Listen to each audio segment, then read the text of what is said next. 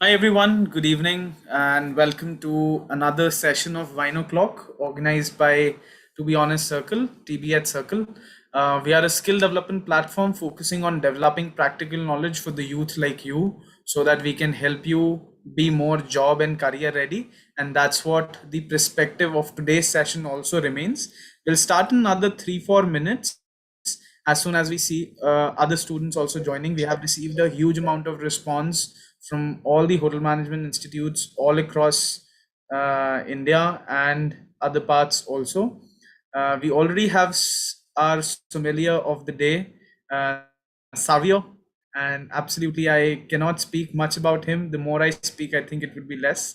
A very dedicated trainer, absolutely could say, and indeed a gentleman who brings a lot of caliber and indeed ample amount of experience to the table from working with a lot of cruise lines, absolutely working in Michelin star and whatnot, world 50 best restaurants as well in and around the world. He has been traveling from France to Italy to Europe, and indeed now is back in Chile. And we are hoping for a great session along with Savio. Just to let you know, Savio is also a certified sommelier from the Court of Master Sommeliers and has been working with the industry for more than 15, almost 15 years now, I would say. And Savio, absolutely. The best part about Savio, he brings a lot of stories and learning experiences from his own traveling journeys, where he has experienced more than thousands and thousands of wines in and around his experience part. And I hope you can learn something along with him. So I would highly request you a couple of points. One, we'll address some questions in the end of the session, which would be the ending 20 minutes of the session. Savio would take down through you a journey of topics, which is because we are time constrained. So I'm sure Savio would have a lot of knowledge to share with you. I would also request you, before we start the session, could I all request you to turn around your camera very quickly, because Savio is a lover, so that he can see people, because it totally becomes a virtual world to be in. So I would highly request all of you so that you can turn around your cameras quickly. We could quickly click a picture across as well. And I would love to thank all the professors, especially from IHMs, who have supported us in and around to spread and inculcate this entire session, which has been reaching out to you at your doorstep, in your groups, on your emails and everything, especially to NCHM also, and Sadbir sir as well, who has been very supportive to circulate the message across to all the colleges. And indeed a lot of IHM Jaipur faculty and AIHM Mr. Verma as well, who has been very supportive during the entire events, as have been organized. Mr. Manish from IHM Bhopal, and indeed from IHM Hyderabad as well. A lot of students who have been participating. I hope you'll have a good experience here. And one thing which I can totally agree to, last time when we conducted the session and we had a boot camp along with the sessions, So we got a very interesting feedback from one of our students, and she said that with Savio, this was the perfect ever course I did in my entire life. And when I read this comment over LinkedIn while she was posting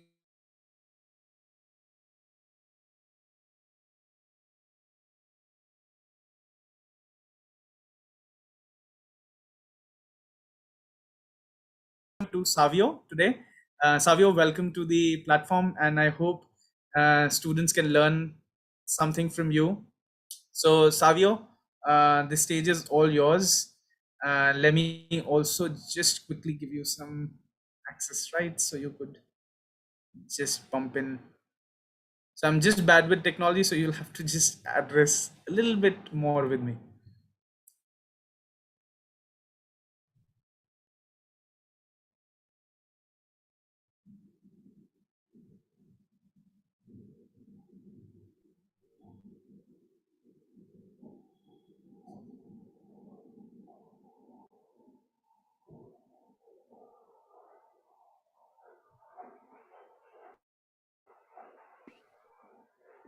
Yes, Vikram, I'm through. Thank you very much for the introduction, and it's a pleasure to see all of you online. And it's amazing, what the internet has done. We can sit in any corner of the world, and we can connect and share the same knowledge, learn from it, and that's absolutely amazing. So again, thank you very much for joining, and we'll go straight into the class. So if you have a pen or a paper, maybe there'll be a lot of words that will come across which might be new. So I can give you a minute to grab a pen and a paper, also to write down the questions, because as I will be speaking for the first 60 minutes, uh, we do look at the chats, but sometimes when I present the presentation, I won't be able to look at the chat. So if you can just write down the questions as and when we are going through the presentation, and at the end of it, you can ask me those questions. So let's go ahead.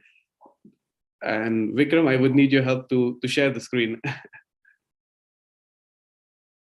Yes, And absolutely. Savio, I think you will have a share option just in the middle. So as you soon click on it, you can share any of the presentations you have on board. sure, then it says like host disabled participant Okay, screen give me a sharing. sec.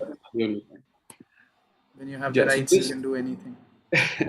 thank you. Well, what we're going to talk about today is we're going to talk about the basics about wine. We're going to try to get in. So even if somebody knows about wine, it's going to be a good refresher to just know, to start doing everything again from the same point of view. Let me just share. And okay. Can you guys see my screen? Vikram, can you see the screen? Yes. Right, done. Okay, good. So, okay, and I'm going to minimize this part. Cool. So when we talk about wine, it's okay. Hold on, it just disappeared. Oh, and nope, I'm disabled again, Vikram. Sorry. Sorry. Apologies, guys, for just a technical issue. Savio, you are the host, but could you also allow me to unmute or make me a Yeah, sure. co-host if Let that's me also just hold on. available? Let me just check it out. The three Participants. dots towards my image, if you click on it, you can make me a co-host as well. Okay. To make you to mute you or to unmute you, or to make you a host as well.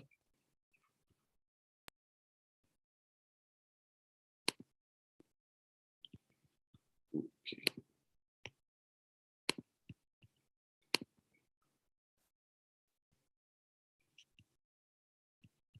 Okay, so you guys can see my screen. If you guys can see my screen, just can you give me a thumbs up so I can see. Okay, good. So I thank you very much, Arvind. You raise your hand. That's how I could see. Okay, so let's go into the wine. So what we talk about wine, or when we talk about wine, what we have to do is we would need to always know about the history. History is a very important part. A lot of terms that will come, it's very new. A lot of people say the history of wine started in Italy. Some of them would say in Greece. It basically, all of them are right, because we really want to go deeper down, and there are some findings which really help. There was a wine that was found in the tomb of Tutankhamun, which showed that even Egyptians liked wine. So it's really amazing what wine can do. And we would go back to Georgia. Georgia is where winemaking evidence has been found, and dating all the way back to the 6 millennium. So that is where wine actually went back all the way. They had a very different culture. What they had was, as you can see on the left side of the screen, they had these giant pots, which was known as scavery. Those scavery were actually, when they harvested the wines, they used to fill those. Pots with some grapes, and then they used to stomp it. They used to tread them, and then they used to smash those grapes to kind of open up the pores of the skins of the grapes to let the natural yeast which is floating around in the air to kind of mix with the juice and start the fermentation. And as you can see in the picture down, then they used to bury it down into the ground, and they used to seal it off with some bee wax or some raisin oil, and that would start the process of fermentation. And once the fermentation is done, which would take around a year or 6 months, they would remove the seal of the jar, and they would taste the wine. It's very different how this wine was made, because you take it with all the juice, all the skins, all the stems. So it's kind of a very different style of white wine to what we know now. What we know now is a very modern wine, but in the olden time, they used to do it that way. They never used to ferment, they never used to remove the skins before the fermentation, which we'll see later in the winemaking slide, where we'll talk about what is the process, or what is the way to do it, the modern way to make the wine. So this is the olden style that they used to make in the Kevri. And the very interesting part about it is that they still do it the same way. So Georgia has not lost its tradition. They said, like, okay, we do make some modern wine, but there are some producers who still want to make the wine in the olden way. So as you can see in the picture down, it's actually a very recent picture, and you can see the winery has those Kevri under the ground, and some tourists are looking into the fermentation. So it's very interesting. So that's about with Georgia. And what happened after Georgia is basically wines are spread out throughout Europe, through Greece as well. Greece kind of tried to colonize Italy, and that's how from Greece they took the wine plants to Italy. And that's how Italy started to grow a lot of wine. From Italy, they came north towards France, Germany, Spain. So that's how the wine started to grow. It started to spread. And when we talk about those things, we talk about the old world and the new world. So that comes to the second one, to the second topic, is when you talk about wine to someone, or if you have a sommelier in your team who always try to share some knowledge with you, you'll hear these two words a lot, which is old world and new world.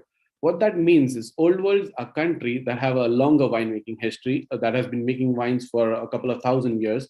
So that would be your Georgia, that would be Greece, that would be Italy, France, Spain, all the wine countries which are based in basically Central Europe is where you have a lot of the old world based. Again, there are other countries that used to be part of the old world, which was like, we call it the ancient world, which is like Turkey, Lebanon, Georgia, all those countries within there, Israel, Iran, Syria, Iraq. Those are the countries that used to make wines. They had the winemaking history, but unfortunately, due to religious regions or something during the modern world, they haven't been able to make the wine, but they are still part of the old world. And some of them are trying to come back. There are a lot of wines now on the market from Lebanon, from Georgia, and also like Syria was also like one of the important countries. Egypt, when the Egyptian kings and people, when they died, they used to go and prepare for the afterlife with a lot of wine. And that's why we found the DNA tracings of wines in the jars that were found in the tomb of Tutankhamun. So a very interesting old world reference. And we are trying to still find the oldest winemaking.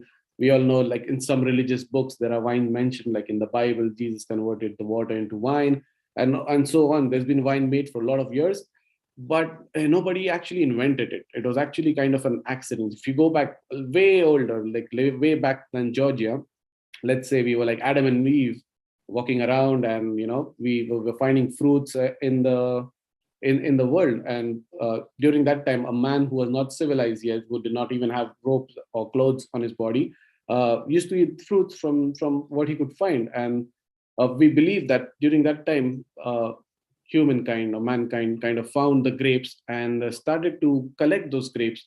And when he started to collect those grapes, he didn't have an idea how to collect them. He didn't have a utensil or a Tupperware that he could seal off the grapes and they would stay fresh.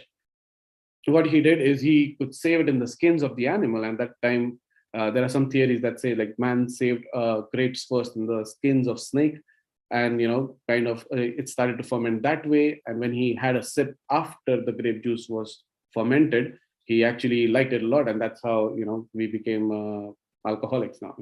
Not true, but that's how the fermentation began. We didn't know how fermentation worked until the 17th, 18th century.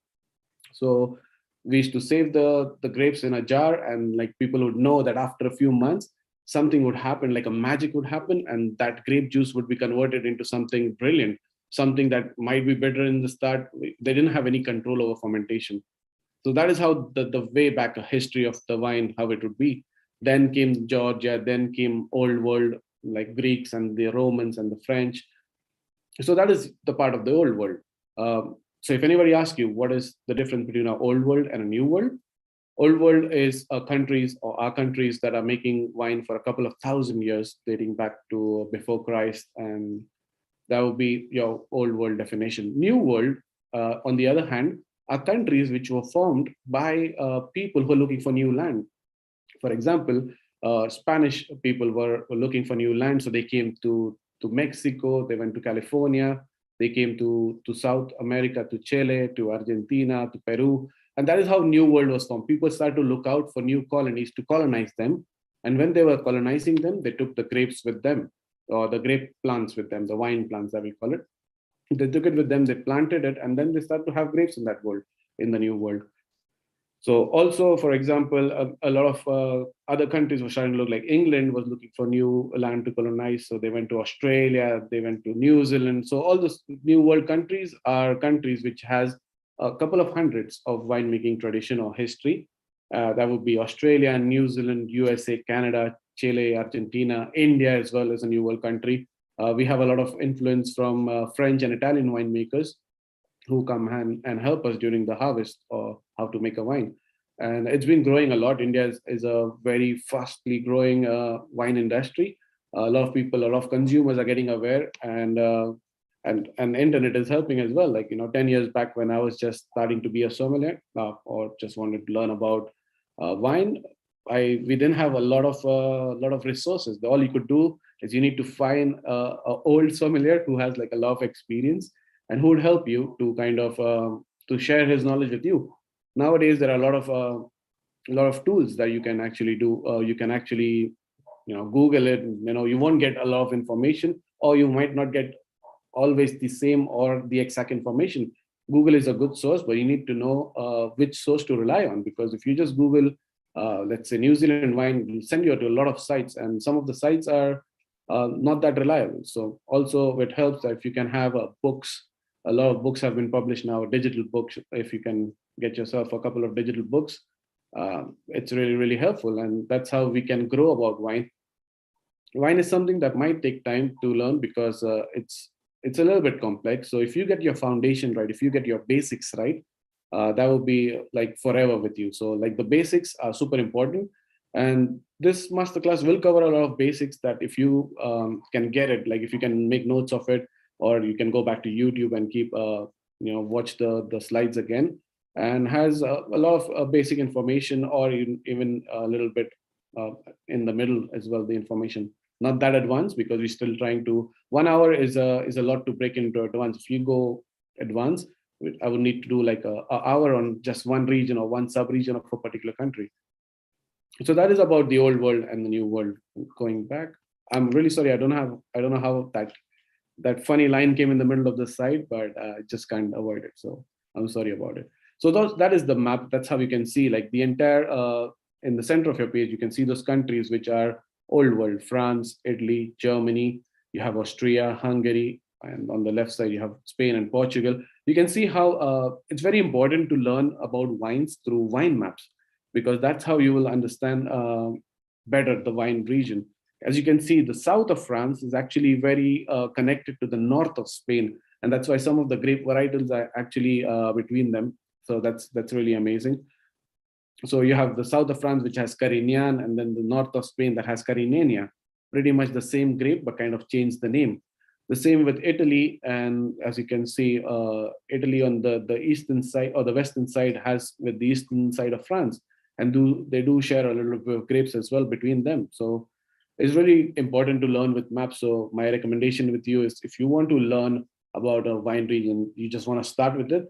A good way to start is to also have some visual memory, to have look at the map and kind of learn the regions that way as well.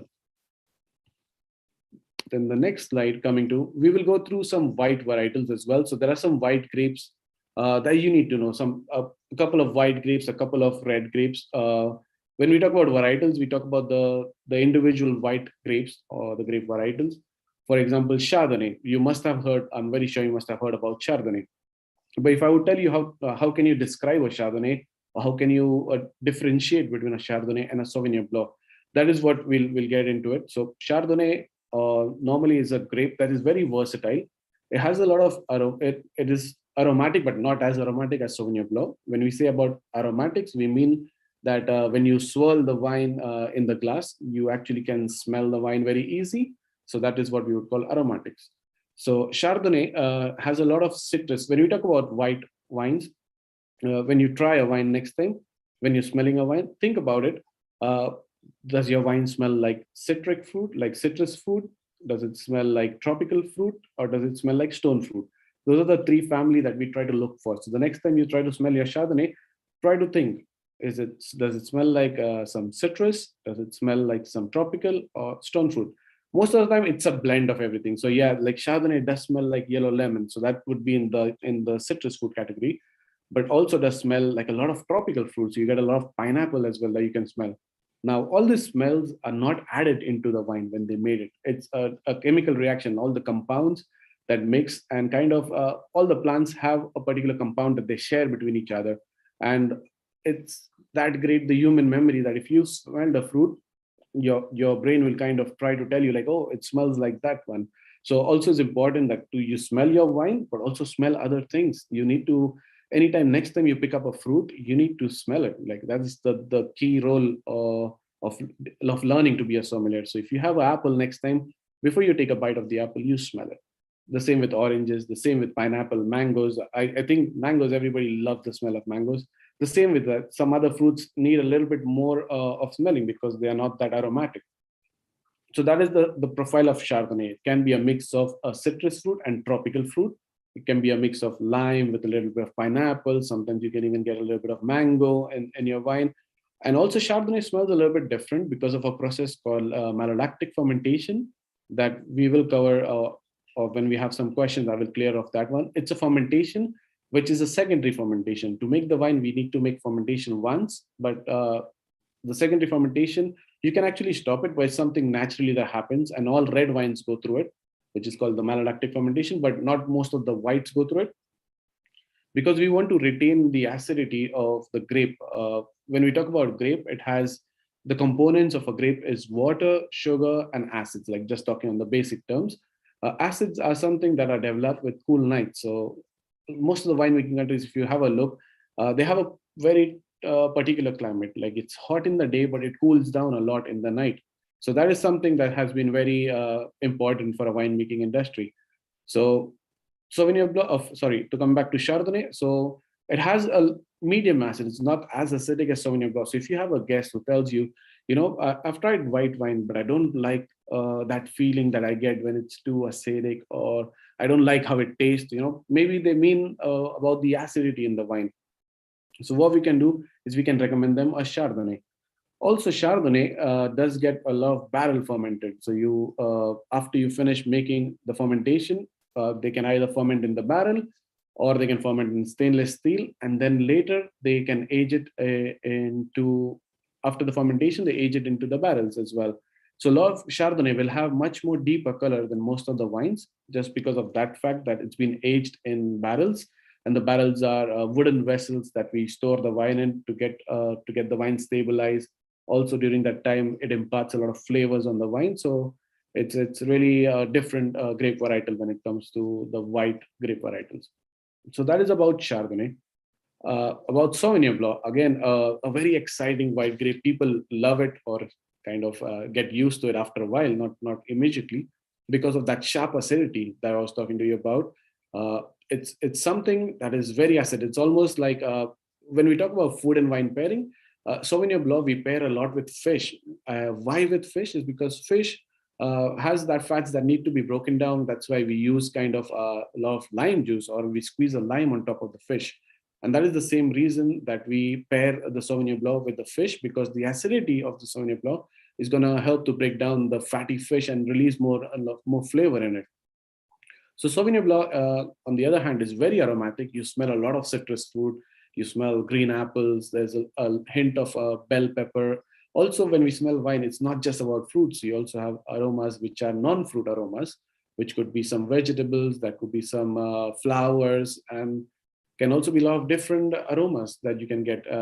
In terms of red wine, it changes, or red varietals, it changes to earthy aromas, aromas that smell like dry leaves, and it's a lot going on there. Normally we say a normal human can smell about 4 to 5 different aromas in the wine, but a trained palate or a trained nose can get up to 10 to 15 different aromas in one particular varietal of wine. So Sauvignon Blanc, again, on the palate, is a dry wine. Chardonnay as well, it's dry, but not that dry.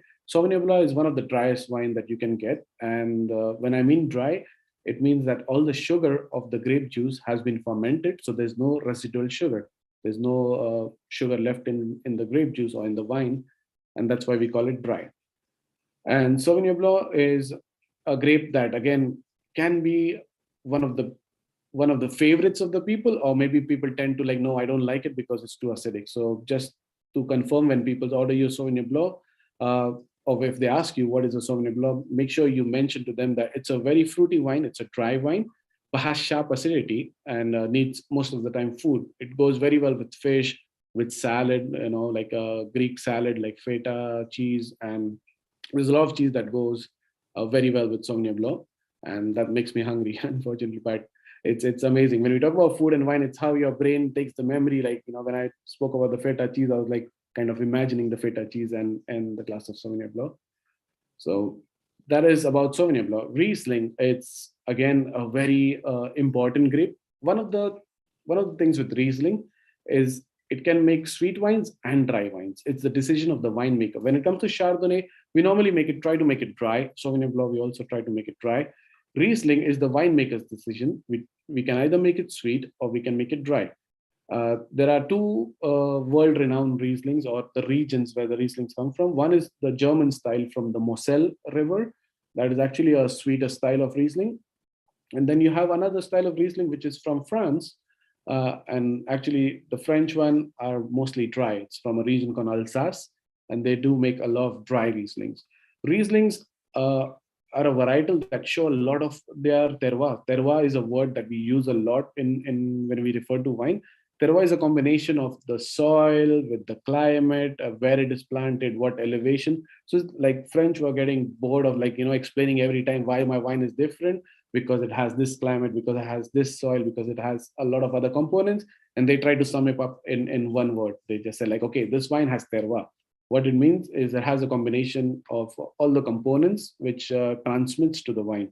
In this case would be the soil, the climate, the microclimate, everything, all the decisions that happen in the vineyard, aspects, slopes, different change of temperature as well. That really, and that's what we say, no vineyard or all the vineyards have different, they will always have a different terroir. They would not have the same terroir because it's a combination of different stuff. So Riesling, again, if you have a chance to try a Riesling or to serve a Riesling to the guest, try to look at the label and try to figure it out. If it's from Germany, if it's from the Moselle area, it will be mostly a sweeter or a off-dry, we call it a Riesling, which is like semi-sweet. And then the French one mostly are dry, which comes from the region of Alsace.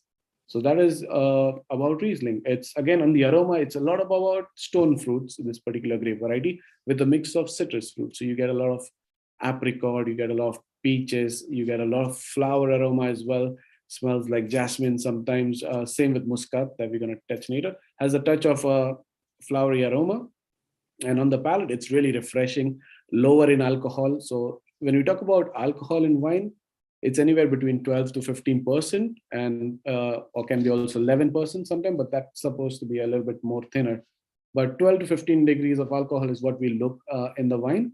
So Chardonnay or Sauvignon Blanc would be typically, Chardonnay would be a little bit more, would be typically 13.5, 14% in alcohol. Sauvignon Blanc would go around 12%. Depends also on the warmer climate. The warmer the climate, the more sun the grapes get. They're going to have more sugar in the grapes. It's going to be more sweet, the grapes. And in return, when we make the fermentation, the more sugar will be converted into more alcohol in the final wine. That's why, again, to be really careful, some of the wines can seem a little bit big, very big in alcohol. And that's why we need to serve them at the right temperature, especially that happens with the red wines. That's why we say a lot of people like, okay, you need to serve your red wine between, if it's a lighter bodied style, 18 degrees to 20 degrees Celsius. Cabernet Sauvignon, Merlot to be anywhere between 20 to 24, because it really needs to be, if you serve it warm, especially in countries like India or in Asian countries, we should be worried about serving it at the right temperature, because our room temperature is generally very high. And that's one of the reasons why we need to be careful about it. So, okay, coming back to Riesling, it's going to be lower in alcohol. It's around, a sweeter Riesling would be around anywhere between 6 to 10% in alcohol. A dry Riesling would be a standard 12 to 13% in alcohol. So that is about Riesling. Muscat. Muscat is actually a family of grape that is one of the oldest grapes that we know, because the same grape Muscat was made with the Greeks. We don't know if the Greeks were making Sauvignon Blanc or Chardonnay, but we can be absolutely sure that they were making Muscat, because it's a grape that has been documented. Then there are proof that, okay, they were making Muscat in the olden time. Muscat, again, does share a lot of aroma similar to Riesling. It has a lot of apricot, peaches, again, some golden yellow apples. But what makes the difference between the Riesling and Muscat is going to be a little bit more on the floral side. So you smell it and you can smell a lot of flower. Or it reminds you of flower smells. So that is the difference between Muscat. When it comes to the taste of the Muscat, again, there are some dry styles of Muscat and there are some sweet styles of Muscat. Again, we need to know there are some Muscat that we might know it comes from Italy. It's called Moscato, which belongs to the same family, and it's kind of a more sweeter wine compared to some other styles of Muscat that can be drier. And Muscat is not that popular. It's not that kind of you don't see it very often in the market or on the wine list, but Chardonnay, Sauvignon Blanc, Riesling, you do. Coming to the next slide. Okay. I have some more grape varietals. They say to have basic knowledge, you need to know 5 red grapes and 5 white grapes. But we're going to try to know a little bit more. At the moment, if you just remember the name, that's going to be good enough. And then once you remember the name, you go into the detail of it, how they smell, or what are the characteristics of the wine. So we're going to go. So the previous 4 grapes that you saw were mostly like Chardonnay, Sauvignon Blanc, Riesling is what you're going to hear about most of the time. Semillon or Semillon, Viognier, Gewürztraminer, and Pinot Grigio. Those are some other white grapes that can be found in the old world or also in new world. They've been making wine out of it. So Semillon is something, it's a good alternative for people if they like Chardonnay. So if you say you have a guest that likes Chardonnay, but wants to try something different. Now we can't recommend him Sauvignon Blanc because it's very different profile. If he tells you that I'm a Chardonnay lover and I would like to try something similar to a Chardonnay, the grape that is going to be similar to a Chardonnay is a Semillon. Again, has lower acidity, has a lot of a citrus fruit aroma as well, combined with a lot of tropical fruit, depends where it grows. And it's a good alternative to try if you like Chardonnay. So that's about Semillon. Also a very important grape when it comes to the region of Bordeaux, because in Bordeaux, the whites are made with a blend of Sauvignon Blanc, Semillon, and Muscadel, which is a part of Muscat family, or it's completely different as well. It depends how we look at it. So Semillon, important to remember, because it's a partner to make dry wines in Bordeaux with Sauvignon Blanc. But Bordeaux does make a sweet wine, which is known as Sauternes, which is really world popular. And in the Sauternes, this grape, which is Semillon, becomes one of the important blend, one of the important grapes in the blend, because in the dry style, Semillon is the supporting grape to Sauvignon Blanc. But in the sweet wine of Sauternes, Semillon becomes the main grape and Sauvignon Blanc becomes the supporting grape in that particular blend. So that is about Semillon. Other than that, in Bordeaux, you have Australia that makes some Semillon. You have Chile that makes some Semillon. So that's very interesting as well. Viognier, also a very good grape that has a lot of floral capacity as well. And Viognier is a grape that you find a lot in the Rhone Valley of France, and also in some other parts like New World. You have Australia that makes some Viognier as well. Very interesting grapes. Has a little bit of a body, so Semillon Viognier has medium body, not as much as Chardonnay. When I talk about body, what I mean is the mouth feel. What is like when you try the wine. Uh, if you feel like the wine disappears from your palate very fast, it's a lighter body style, which is like, has a short finish. If you try something which is medium body, it stays on your palate a little longer. Like when you take a sip and you drink it, you still feel it like, okay, I still feel the flavors, but not that long, maybe like around 6 to 8 seconds, maximum 10 seconds. Then when we talk about full body, it's a combination of everything, about your mouth feel, about the alcohol. Normally, the weight of the wine goes hand in hand with the alcohol. If you have a wine which is 15% alcohol, uh, there are always exceptions, but most of the time they can be between medium and full-bodied wine. So that is how you would categorize a lighter body wine, a medium-bodied wine, and a full-bodied wine. Depends on the mouthfeel, the weight, the alcohol. It's a combination of everything. Also, the amount of sweetness in the wine can make you feel. For example, a Riesling, which is late harvest, which is like another style that we'll get into some other day, will be more sweeter, and in the end, because of the high residual sugar in the wine, will feel like a bigger mouth feel on the palate, will be more heavier. Coming to Gewürztraminer and Pinot Grigio, those are grapes that has pink colored skin. They don't have enough. So the difference between a white wine and a red wine is generally the color. And where does the color come from? Comes from the skins of the grape. So you have the pink skin grape. So Gewürztraminer and Pinot Grigio still makes white wine, because we kind of get rid of the skins very faster. And the juice that you get is a very yellow color, or pale yellow color, I would say, of the juice that you ferment, and in return, when you see the wine, it's pretty pale in color. But Gewürztraminer and Pinot Grigio, just to remember, is a pink skinned grape, and they have a different aromas as well. Gewürztraminer does have a little bit of spiciness that they call it. Like Gewürz is like small berry from Gewürz is like a spicy berry from Traminer, and has a smaller berry of the grape, and a very interesting grape as well. Not to be seen that much, but if you work in a restaurant that has German wine list, or wine list from France as well, can have a lot of Gewürztraminer from the Alsace region. Also, Austria does make some Gewürztraminer. Very interesting grape. So if you've tried Chardonnay, Sauvignon Blanc, Riesling, Muscat, you can go in and try Gewürztraminer as well, Viognier, Semillon, and really, really interesting wine. Pinot Grigio, or Pinot Gris, as we're known in France. Pinot Grigio is one of the most popular wines that come out of Italy, and is a really easy drinking wine.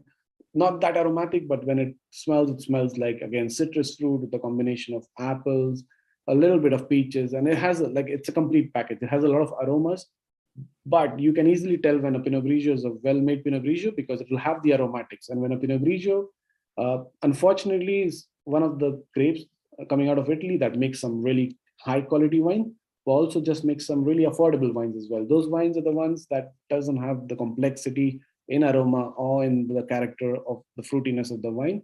And that is one of the reasons why Pinot Grigio can be a different experience for everybody. Maybe someone will tell you, oh, I've had the best Pinot Grigio of my life. Another one will tell you, no, this Pinot Grigio was not that great, was watery. So that can be the case of Pinot Grigio. Coming back to red grapes now. To red grapes, again, Cabernet Sauvignon is the king of the red grapes. You must have definitely heard about Cabernet Sauvignon, Merlot, Pinot Noir. These are grapes that are well placed in all over the world. So you have a Cabernet Sauvignon, which the home or the birthplace of it was France, but you have Cabernet Sauvignon growing in Italy, you have Cabernet Sauvignon growing in Australia, you have Cabernet Sauvignon growing in India as well. It's really the king of red grapes because of the amount of the plantation as well. It's like, the second most planted grape in the world after Merlot. So, and again, make some delicious wine, make some complex wine. When we talk about Cabernet Sauvignon, or when we talk about red grapes, we need to think about, we change the fruit character. Now in white, we thought about citrus fruit, tropical fruit, and floral fruit, or floral character of the wine. Doesn't exist, floral fruit, I just invented a word. But yeah, when we talk about the red grapes, we talk about different fruit family. We talk about red fruit. So when you talk about the aroma, does it smell like red fruit? What I mean by red fruit, strawberries, raspberries, cherries, those are kind of red fruits. And when you talk about black fruits, that would be your cassis, your blackberry, will be plums. Those are the profile of the difference between a red fruit and a black fruit. But most of the times in red varietals, you get a combination of both. So you get a mix. Okay, yeah, in this Cabernet Sauvignon, maybe I get a more of plum, cassis, and blackberry. But in the other hand, some other grapes might smell like a combination of both. So Cabernet Sauvignon also does have a lot of non-fruit aroma. You do get a little bit of like, smells a little bit like coffee, smells a little bit like chocolate. Those are all the aromas that again happens during fermentation most of the time. And also when we age it in the barrel, you get some different aromas as well. So Cabernet Sauvignon, if it smells a little bit like vanilla, which is going to come from the barrel, and there's a lot of other things. You can get maybe a leather smell as well, sometimes a dry leaf smell, sometimes like a forest floor smell. So those are a lot of different smell. I really encourage you, when more than trying the wine, I know sometimes can be really difficult if you haven't tried a lot of wine and somebody pours your Cabernet Sauvignon. It's going to be really that tannins that are present in the red wine can affect you. But again, in Cabernet Sauvignon, you can always smell it. You can always smell the wine, and that would be really, really, really good. I can hear someone. If you can just please kind of mute yourself so that everybody can hear me, and that would be a really great. Someone who's in the bus, technically. I just heard the honking of the bus. Coming back to Merlot, Merlot is a grape. Cabernet Sauvignon, Merlot, most of the grapes that you will find in the world that is planted everywhere, made wine everywhere. So that's really, really amazing. Has a really different profile a little bit. So Cabernet Sauvignon is more on the fuller bodied, whereas Merlot would be somewhere in the middle body, like medium bodied style. Okay, I'm gonna try to find it.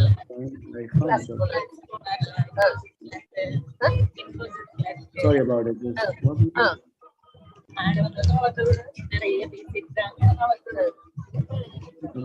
Hi, Savio, just give me a second. Sorry about the interruption, No, guys. that's We okay. had to. Could you It's please Jay all Alakki. keep yourself muted, please, because it creates a lot of disturbance. We have also resolved the issue of the technical glitch which we had, that students were not able to join in.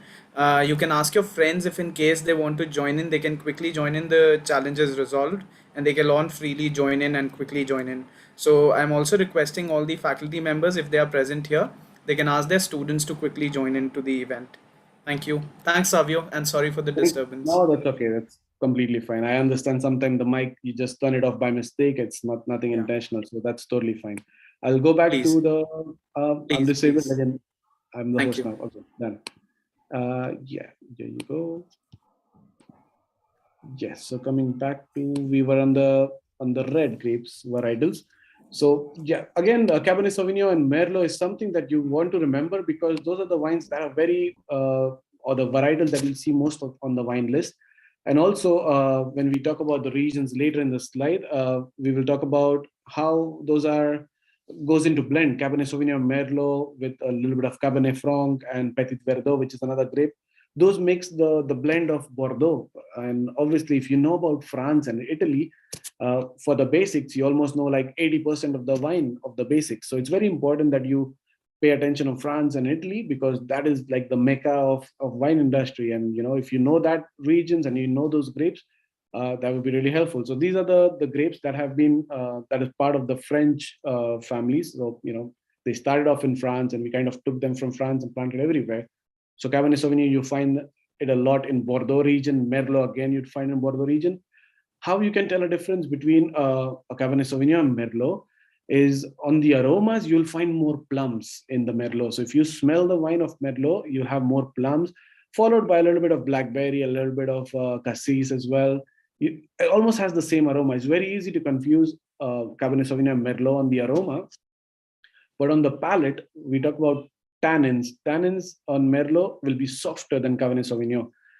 Again, depends a lot. There are some Merlot that have a good tannin profile as well, but you can tell on the difference. Like will be a little bit more softer, will be a little bit more medium bodied, whereas Cabernet Sauvignon tends to be a fuller bodied, full tannin.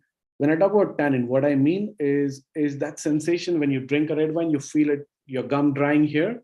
That gum drying sensation is known as tannin. If you've never tried red wine and you want to feel how tannin feels like, take yourself a cup of tea, a cup of black tea, wait for it to cool down, wait for it to kind of the tea to be cold, and then drink it, and you will feel the tannins from the black tea. Tannins are not only present in grapes; it's present everywhere. There's another fruit that I don't know if you know. It's called jamun. That also has a lot of tannins. So when you have a jamun that is not ripe, which is kind of a little bit white inside, and you can feel that gum drying sensation. Banana skin also have a lot of tannins as well. So if you want to feel it, if you want to try it, if you want to be crazy enough like me, take a banana peel, cut it into a small piece, and try to rub it on your teeth, on your gum, and you'll see how the tannins feel. And that's one of the reasons why, to counteract tannins, we do pair a lot of red wines with cheese, because what we do when you have a tea which is extremely tannic, you made yourself a black tea and now you feel like it's too tannic. What you do is you add a little bit of milk to it. So what milk does is it softens the effect of tannin, cuts down the tannins a little bit. So the same with wine. If you have a red wine that is really high in tannins, you take a bite of cheese and you pair it with that cheese. So what the cheese does is kind of softens the effect of tannins.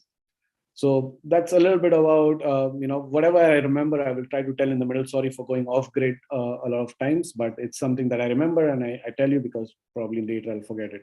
So that was about Merlot. A little bit softer profile, a little bit softer on tannins compared to Cabernet Sauvignon. But again, a wine that has been loved in the world. Everybody likes Merlot. At the moment, it's going down a little bit. Not a lot of people like Merlot because they say it's not complex enough. But again, a good example of Merlot. I'm not very sure if you saw that label. There was a hype about a wine that was taken to the moon and aged in the space. No, it wasn't taken to the moon, sorry, it was aged in the space. That was the Chateau Petrus, which is 100% Merlot. And there's a lot of wines from Bordeaux that are really, really popular in Cabernet Sauvignon and Merlot. Pinot Noir, again, a French grape, but this time a lighter bodied, lighter styled grape, lighter skinned, doesn't have a lot of tannins, very fruity. The aromas are mostly red fruits. You have a lot of strawberry, you have a lot of cherry, and all those kind of aromas that come in the Pinot Noir. But again, Pinot Noir most of the time is a fruity style, doesn't have a lot of barrel influence. It's not aged in the barrel. There are two styles, one which is aged in the barrel and the other one which is not aged in the barrel. So if someone wants to try red wine, or a client or a guest comes to your restaurant and says like, hey, today I feel like having a red wine. Today I feel like drinking a red wine. What would you offer me? And you normally ask them, what would you like, sir? Do you normally drink Cabernet Sauvignon? Which is your preference for red wine? And they might tell you like, hey, look, I've never had red wine, but I want to start drinking red wine today. What would you offer me?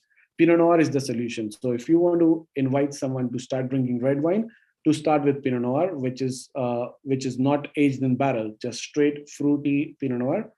When it goes in the barrel, it gets a little bit more complex. It gets a little bit more aromas and also gains a little bit in the body, so kind of medium bodied. But a simple, straight, lighter style of Pinot Noir will be a favorite for anybody. It's almost like drinking a good, well-made grape juice, I would say.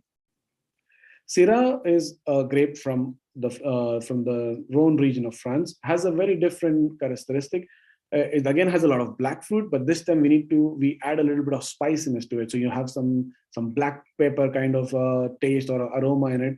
So very interesting grape. But again, because of that spicy or condiments, it does go very well with Indian food. So again, a good softer style of Syrah, not that big, bold, tannic Syrah, but somewhere in the middle, medium-bodied Syrah does go very well with our cuisine, from the Indian cuisine. So it's again interesting grape. A lot of people love it. The same grape, which is known as Syrah in France, in Australia is known as Shiraz. So also you'll find a lot of Shiraz in your wine list. It happens a lot. A lot of grapes do tend to change name. Other than the Cabernet Sauvignon, Merlot, and Pinot Noir, they don't change name that often in other countries. But Syrah becomes Shiraz, which is again an important thing to note. They are the same grape, but different result. Australian wine will be very big, again very fruity, whereas compared to again will be very good in tannins as well. But compared to the Rhone style, Rhone is a region in France, will be very different. Will be a little bit softer, I would say, in style from Rhone, but again can be very, very tannic. Both the examples. Carmener and Malbec are something that if you work with Chilean or Argentinian wines, you might know. Carmener is a grape of Chile, which was actually part of the Bordeaux five Bordeaux grapes that I just mentioned before. The 5 Bordeaux grapes that is still existing and it's made a blend. So to make a Bordeaux wine, they normally take 5 of this grape, they blend them together, and that's how you have a final wine. That is Cabernet Sauvignon, Merlot, you have Cabernet Franc, you have Petit Verdot, and you have Malbec that is still used in Bordeaux. But Carmener used to be part of that group, but kind of became extinct when there was a wine disease that happened called phylloxera. So if you can write down the word phylloxera down and try to find out, because I would need, maybe if I have time in the end, I will explain to you what that wine disease was. It kind of killed all the wine plants in the world, not at the same time, but it was going through it started around in 19th century and was coming almost to the early 20th century that was still happening. So phylloxera, again, a very important term to know about the wine world. So Carmener, again, is a grape which would be really similar to a Merlot. When it was brought to Chile, it was kind of confused with Merlot as well, because when we start to plant, say like tomorrow you want to plant a vineyard in India, what you're going to do is you're going to take grape cuttings of the wine plant cutting from France or from other country and plant them.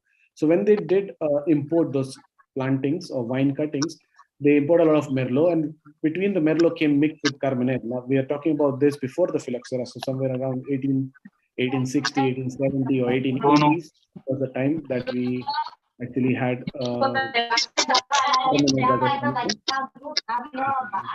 wait a second.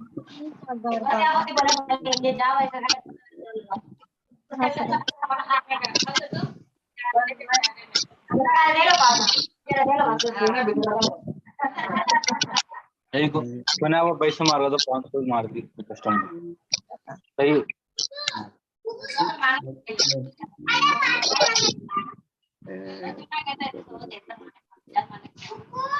Hold on.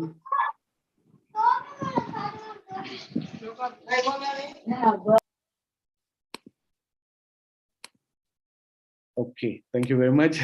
Hold on. Vikram, I'm sorry, I'm not able to share. Oh, I'm not going to do it again. Yes, just give me a second. You'll just do it.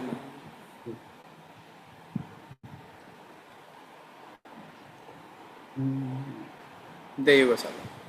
Okay, thank you very much. And guys, just another, sorry, Savio, just another request. So quickly keep yourself unmuted. If you're present in the class, would be helpful for your campus interviews because they're absolutely approaching. Would be also helpful during your entire course period if you're in your first years or second years. And indeed, if you are a first year, second year and third year whose friends and anybody from the college is participating, so please quickly let them know that the glitch is over.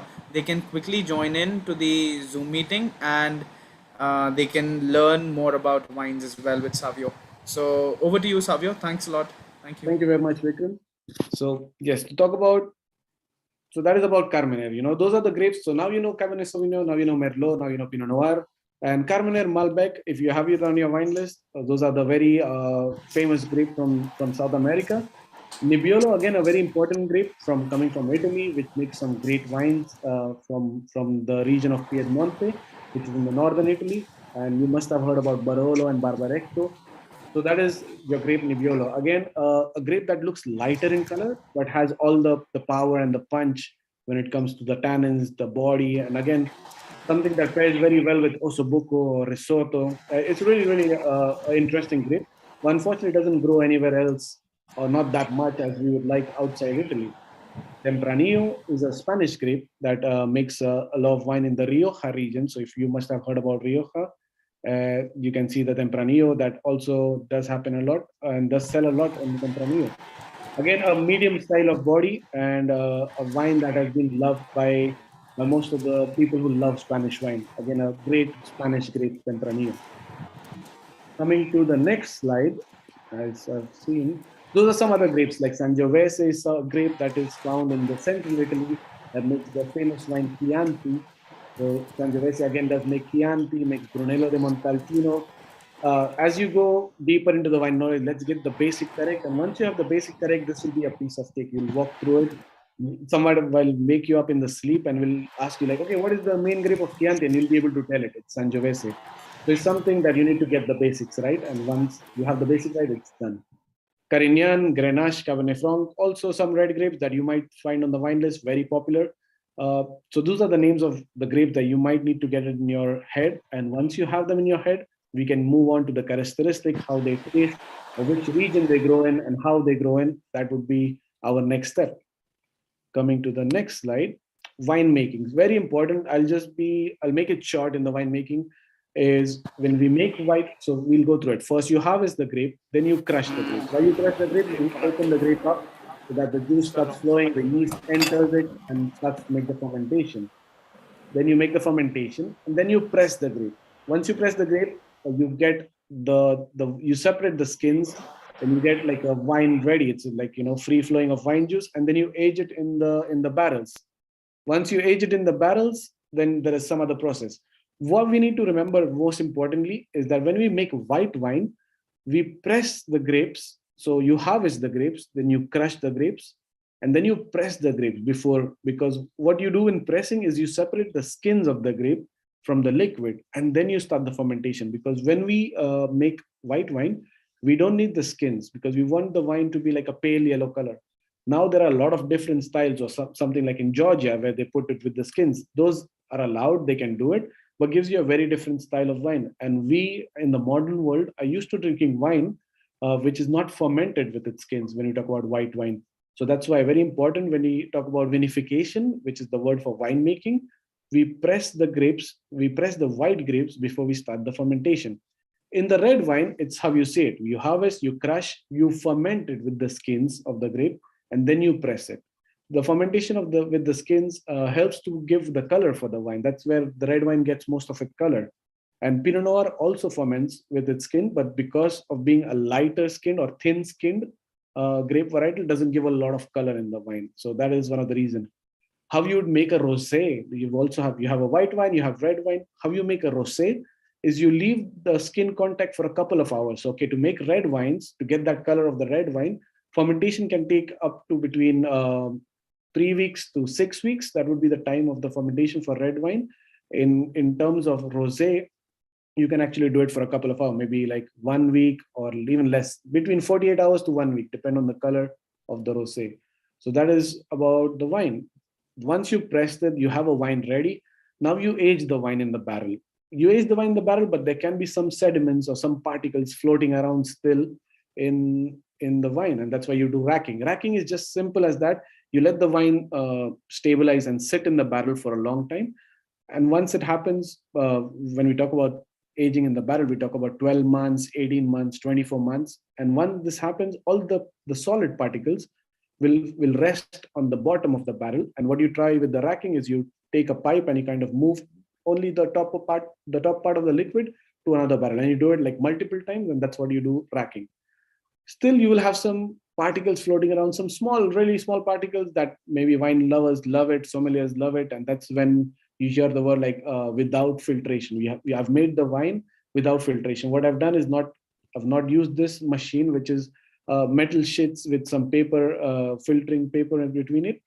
But a lot of the wines are filtered because it gives a very a good look to the wine, because it's not cloudy, I would say. Most of the wines which are not filtered tend to be a little bit cloudy. And sometimes if the wine consumer is not knowledgeable enough, will not like it. He'll be like, think about the beer. When you drink a beer, when you drink a nice lager, what you like about the beer is how it looks as well. There's nothing floating in the beer. It's pretty transparent, very clear, and you love the fact about it. Now think sometimes when you have a white beer, which is from Belgium, if you take some wine, they tend to be a little bit cloudy.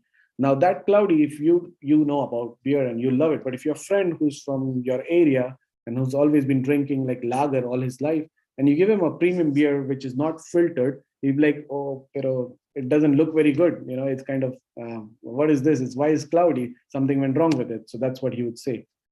So that's what filtration does. Separates the solid part of the liquid and kind of, makes it very clear and not cloudy. And then comes the bottling, which would be like you put the wine in the bottles, then you put a cork on it, you put a cap on it, and yeah, then you can enjoy wines. Some of them can be really affordable, and some of them actually are very expensive, but they all go through the same process that you can see of vinification, which is the harvest, the crushing, the fermentation, the pressing. Please remember the difference. The only difference while making a white wine and a red wine is that the white wine is pressed before fermentation. You separate the juice from the skins before fermentation. And in red wine, you ferment the skins of the grapes with the liquid, and that's how you get the color in the red wine. Going to the next slide is how to understand or how to talk about wine labels. One of the biggest challenge that I had when I was a young wine server or a sommelier is that the old world doesn't mention the grapes on the label, which is a very challenging task. So I have a label here, which is from Bordeaux, and you can see there's no grape written on it. Kind of you need to figure out, or you need to learn the region. So in this case, you have Chateau Margaux, which is the estate or the producer. And then you have the vintage, which is the 1996 vintage. And you can see here the region is not even mentioned Bordeaux. They have mentioned a sub-region which is inside Bordeaux, which is Margaux. So Margaux is the sub-region inside Bordeaux, and that's what they put it. So again, old world is something. That's why I say when you learn French and Italian wines, you know 80% of the basics of wine. And that is amazing because it's a little bit of time that you invest, but you once get to know the region, you will know the grapes. So for example, Bordeaux is divided by a river, which is known as the Gironde River. And on the left side of Bordeaux, which is known as the left bank, and right side of the river is known as the right bank. When we talk about left bank, they use mostly Cabernet Sauvignon as their principal grape variety in the blend. When you talk about the right bank, which is the right side of Bordeaux, they make the blend with Merlot. So we know, looking at this label, Margaux is a sub-region on the left side, on the left bank of Bordeaux, and hence it will use more of Cabernet Sauvignon in the blend, about 60 to 70% of Cabernet Sauvignon, depends on the vintage, depends on the producer and all that stuff. And then will be followed by a little bit of Merlot, a little bit of Petit Verdot, a little bit of Malbec, and Cabernet Franc, maybe. So that is how you can tell. So to know or to understand, even as a simple task as reading a wine label, you need to know about the region. That's why it's important that you know about the region.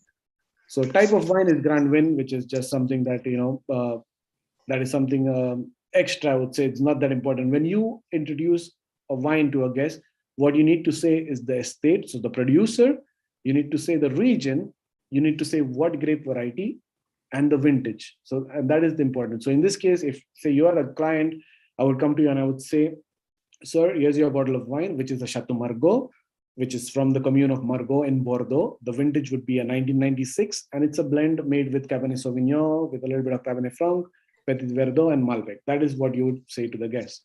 And that's why it's important knowing it. And also another thing important is the appellation.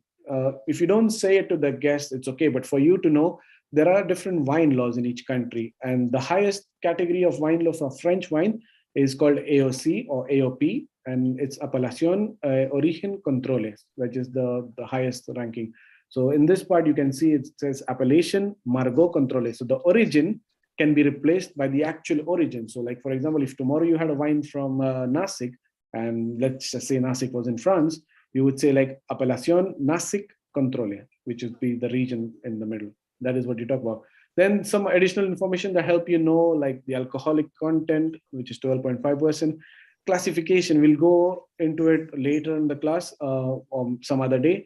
The classification, Bordeaux or a lot of the old worlds have their own classification of wines. Like Bordeaux has a classification where a total of 63 wine producers were rated according to the quality and were given ranking.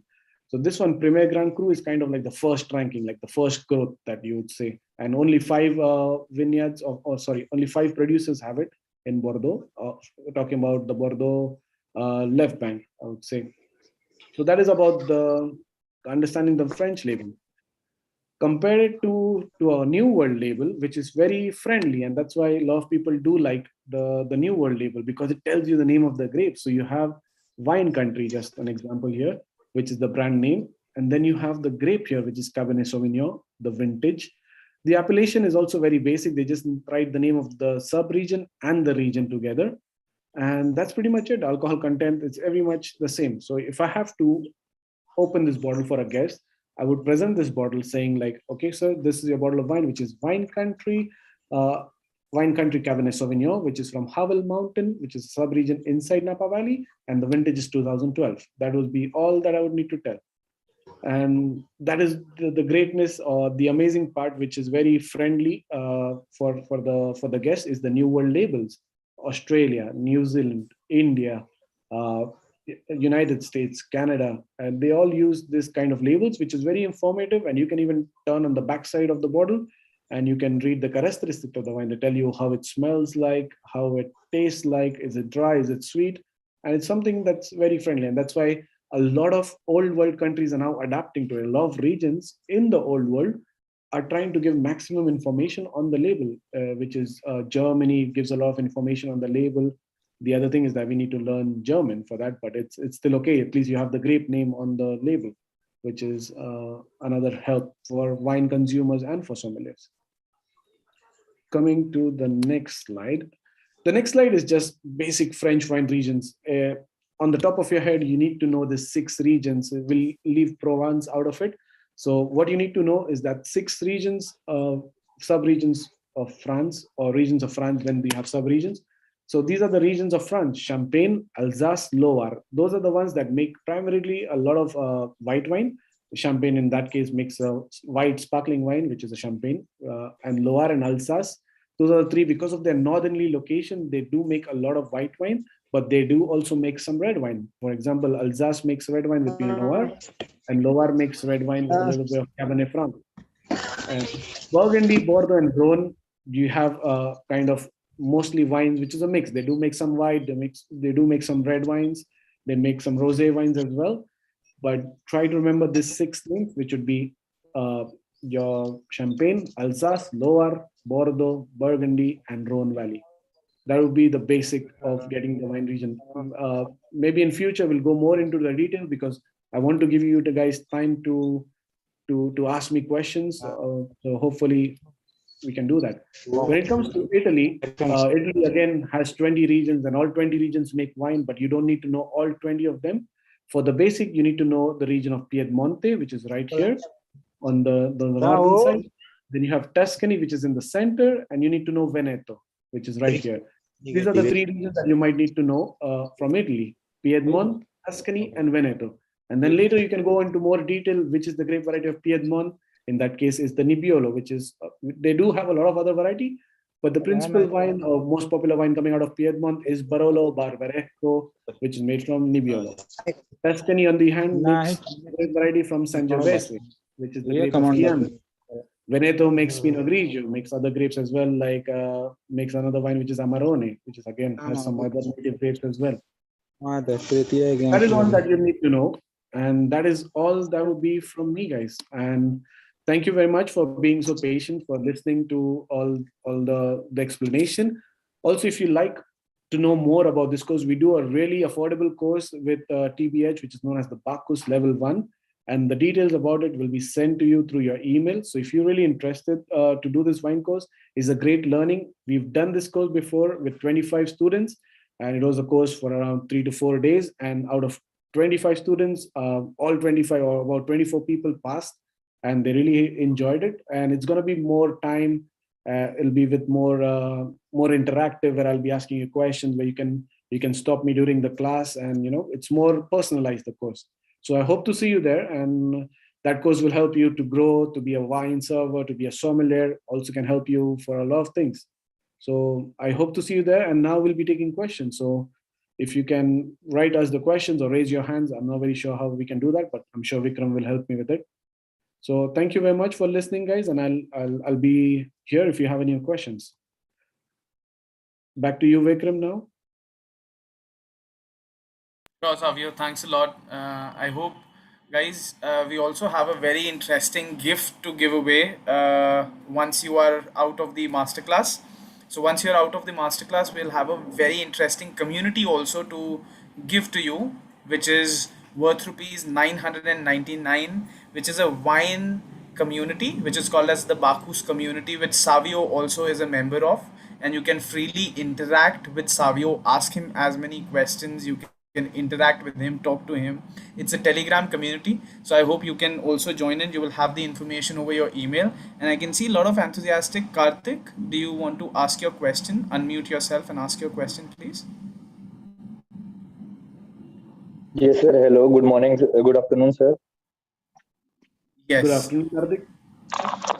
Sir, I would like to ask, sir, do you have any eating preferences to be familiar, or you eat everything? Well, there are a lot of sommeliers that hold on one second. Yeah, I'm on mute. So there are a lot of sommeliers. I don't have any eating preference. I do try a lot because one of the important thing of a sommelier is to try a lot of different food and a lot of different wines as well. But I do know some sommeliers that are vegetarian, and now the world is changing a lot. There are a lot of wines. So we are trying to debunk the myth that white wines go only with fish and red wines only go with meat. Is not true. We have a lot of sommeliers who are vegetarian, and we have a lot of vegetarian pairings right now, and which is very, very interesting. So I myself personally, yes, I try a lot of different food, but I do know sommeliers who are just vegetarian, and we respect the fact that they're vegetarian, and they don't need to try the meats. And why you need to try the meats when there are so many vegetarian options that can go perfectly fine with wine as well. I hope that answers your question. Yes, sir. Thank you. You're welcome. Hi, thanks Karthik for the question. Dhananjay, could you ask your question, please? Hello, good evening, sir. Dhananjay here. Good evening, Dhananjay. I hope all's well. So I'm actually a working industry professional right now, and I just wanted an opinion. So I don't know, have you tried any of the Indian wine labels that have come out of India? I mean, Revelio's Italian grape variety wine labels, or the York Winray wine labels. I'm just curious, have you tried any of the wine labels? And Yes. Yeah. in your opinion, how well are they doing? Because I mean, you hear it from their point of view when they say they have received a good overseas response. But Okay. I just want to know how well it compares to you from a third person point of view, how well it is doing in the market and the scope, and is it at I the like the part of question, the Dhananjay. I like the question. The last time I was in India was around in 2017. And prior to that, I used to work in India as well. I did a short, like a period of job on India as well. And to be honest, they are really, really good. I'm really impressed by some of the wineries in India. Unfortunately, I had the privilege of only going to Nasik. I haven't been to other wine regions. I know in Bangalore or South as well, they make some lot of wines. And I really find them interesting. One of the favorites that I used to like was the Fratelli Siete, which is a blend. I think that was really good. You have the York Winery. I like the Aros Cabernet Sauvignon. I think that one is it. And again, there was a vineyard which was like Charosa Vineyard. They used to make some great Sauvignon Blanc as well. Sula, I think, is a good introduction to wine for someone who's not tried. But again, they've been doing well. I like Suna Chenin Blanc, which is really good. I used to like Sula Satori, I think, when I was there in India, which is a Merlot based wine. I would say they're doing very well. We are a very young industry and we are still learning and we're still trying to find our foothold. But I really think they're doing well. The Grover Zampa as well does very well with the Chenin label, which is the Tempranillo, I think. So overall, I would say like we are still very young. If you think French have been making wine for some 1,000 years, you take Chile, which is making around wine for 300 years now. You take India, which is the first vineyards were planted around in 1990s. So we are still a very young wine industry. We just have 30 years of experience. And I just hope we're going to grow more in strength and find our right grape varietals and hopefully get the world recognition. Indian wines are mostly consumed in India, but they have been exported to countries like United States, Canada. You have some Asian market as well that buys a lot of Indian wine. So I would say like, yeah, please do try most of the Indian wines. I have tried some, and my expectations were exceeded, I would say. So that's what I like about Indian wines. Yes. Okay. No, I did try them. I just wanted to hear a third person's opinion on how well it's doing or so. Yeah. It's doing very well, and not to be very harsh on them, we cannot compare them to countries which have been making 1,000 years of wine. So there's no point comparing Indian wines with Bordeaux wines, I would say. We have differences, yes, but hopefully we'll be up to their standard or even better than them in the future. Sure. Thank you so much, sir. Thank you so much. You're Yes. welcome. Hi, Abhilash, do you have a question, please? Yeah. Good evening, everyone, and good evening, Mr. Shavio. It was a wonderful session hearing from you. I just have one information needed, like what is the scope of all the students here in India after level 2? So is there any further scope in India after level 2? Because, like I have completed my level 1 and 2 in wine and spirits both. So now is there any other scope for level 3 and level 4 in India? Okay. Well, thank you very much for your kind words, Abhilash. I'm glad that you enjoyed the session. Yes, there is. Unfortunately, India depends. What we're trying to do in India, or what the wine industry is trying to do in India, is they're trying to hire a sommelier in most of the restaurants. In sommelier, I do know some restaurants which do hire sommeliers. And if you've done level 1 and level 2, which is great, but I would totally recommend you to go for level 3.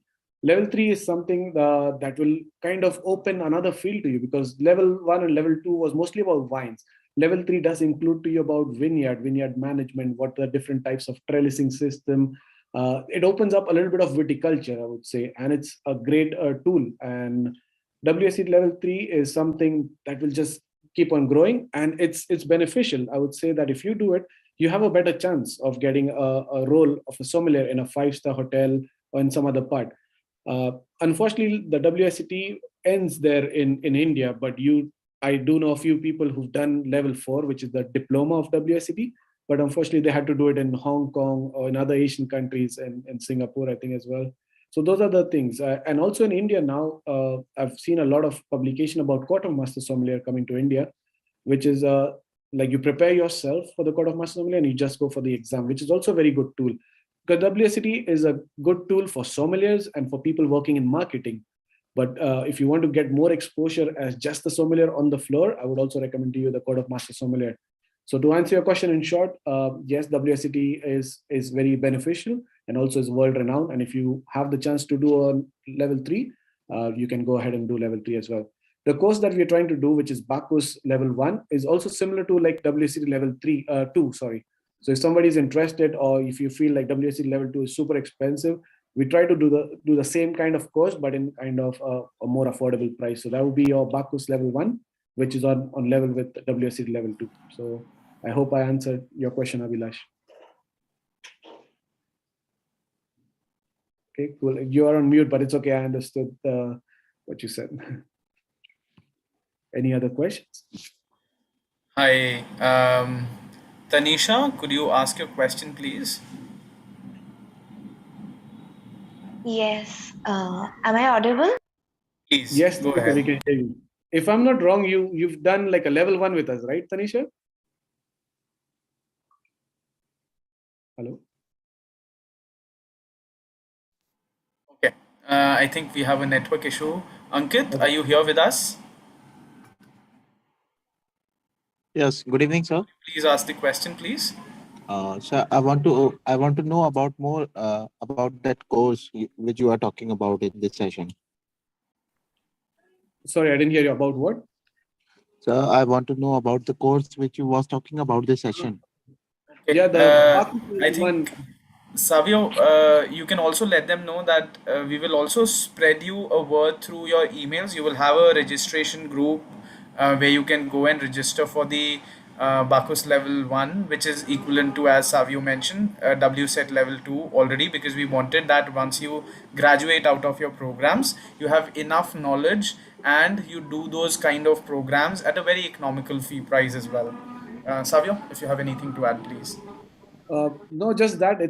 I've done WSET level 3, so I can really help you guys with that kind of exposure, like a WSET level 2 or something like that. If you guys want to even grow, because we want the sommelier community to grow in India, and that is the only way.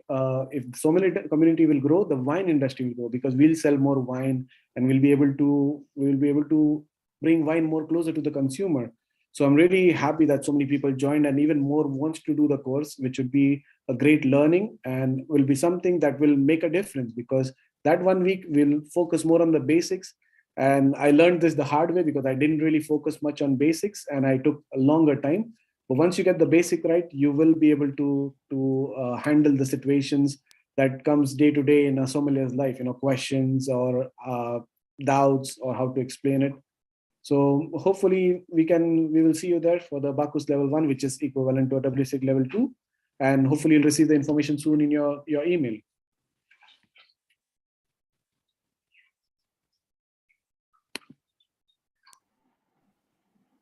Hi, Savio, we also have a question over here. Do you think what is the difference between pressing and crushing? I always thought that meant the same.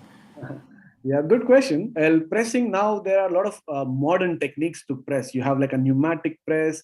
You have the world has grown a lot in technology. So crushing was something like the olden time where you used to stomp it with the feet, or you crush it in a crusher destemmer, which is again another tool which is there. They technically mean the same, but there are different technologies to do it. So the pressing is done with a pneumatic press or a more delicate style of press, I would say, compared to crushing. Is a little bit more harsher style, and again gets different results.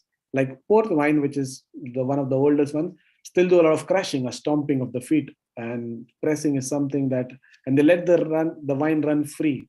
And compared to a pressing, you press the juice softly and kind of runs the free wine as well. I think Bua also has a question, so I think that would be the difference between crushing and pressing.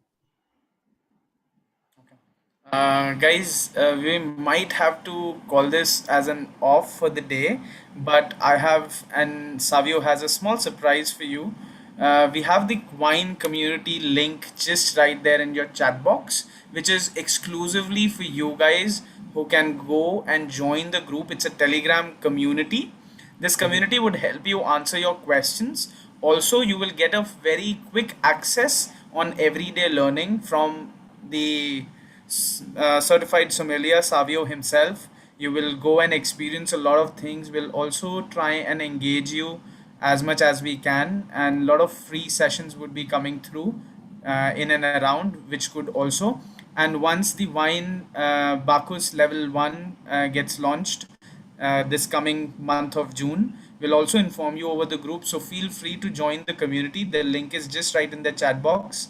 And this would be the best gift I think Savio could have offered, because he wanted to say that we really want to make sure that the learning of the student never stops. So I think the community could be a great perspective. So Santoshi, Rishika, Kushagra, Bua, Tanisha, Ankit, if your questions have been unanswered, I'm really apologetic about it, but you can absolutely go and join the community. You can ask the questions there because it's a two-way communication. You can go ahead and join the community and ask your questions freely. And one of our wine experts, and we have about 25 people who are already certified by Savio and by TB at Circle in the group, who are level 1 Bacchus certified. So you can go ahead and see and check out their own experiences as well. So these are some of the people who have been doing the Bacchus level 1 already, or who have done it. And at the moment we are also having a next batch starting next month, and that would be a batch of only exclusive 30 students. Yeah, so I wish you all the best, guys. You can join the group through the link in your chat box right now, and if in case you have missed the session, you can watch it on YouTube. You can ask your friends also to do the same. You can join the community, post that, and absolutely, if any questions, you can always come in and join for the same. I would wish like you to all add the best. something. Please. Sorry, Yeah, absolutely. If you have any questions, please, there is a link for the Telegram. Also, if you're not able to upload the link, try to find me on Instagram with the same name, Savio Cardosa, and we can always answer your questions some other ways. We are connected always through social media. So please try to download Telegram and the link to kind of, we can keep the question and answer session going on. And it's a kind of like a 24-hour, active line. So you can always ask questions, and we will reply to you, and that will be the one. And I hope to see you guys, and please don't stop with your questions. You can question us on the link of the Telegram. Also, you can try to find us on Instagram, and we'll be more than happy to help you with the questions. So that will be all, and thank you very much. You guys were a great audience, or great learners, and I hope this class helped you all, and hopefully we can help you in future with the Bacchus level 1 course. So thank you very much for listening to me, guys. And thank you, Vikram and Deep, for the opportunity. Thanks a lot, Savio. Thank you for the entire knowledge. So guys, feel free to join the community. There is no certificate for this session, but absolutely, if you in case would wish to join the certificate workshop, which is around 6 days, which includes a assessment as well for you. So it's a 6 days of program where 5 days of learning process happens, which you will also taste and do a lot of activities. So we try and make it more fun learning process for all of you, where you can interact, do a lot of practical learning experience, where we try and imbibe how you can also know and taste your wines as well. So wine tasting and everything included in that, and this would near about cost you nothing, maybe 10 times less than what you would pay for a wine experience outside in the market for another brand. But absolutely, it's a certified program, and indeed, a master sommelier also trains you along, and you will meet a lot of experts also going forward, maybe from Penfolds and other wineries. You could see them all along with Savio, and Savio would indeed be making sure that you have a great learning experience. And let me also tell you, last time when we did this program, 25 of our students had a great experience, and they still think that this was the best program they did it in their entire life, and I'm very happy. I'll also share you the screenshot of the LinkedIn post what the lady had posted, and she said this was the best course I ever did on wines in my entire life. So happy to have you over the community. All the best, and as soon as the Wine Bacchus launches, we'll let you know. All the best and take care. Thank you, Savio, and thank you everyone for joining in. Feel free to join the Instagram community as well. Savio is absolutely there on Instagram with Savio Cardoza, and TB Circle, do not forget, which is right there present and actively helping you around to grow your skills and be more career and job ready. All the best.